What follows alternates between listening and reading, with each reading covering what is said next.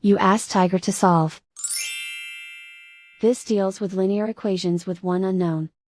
The final result is b equals 9/865. Let's solve it step by step. Group all b terms on the left side of the equation. Subtract 910b from both sides.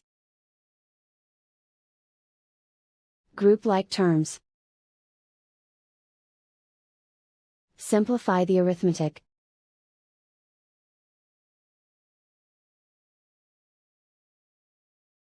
Group all constants on the right side of the equation.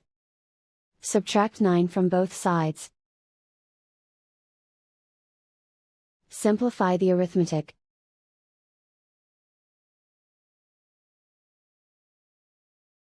Isolate the b.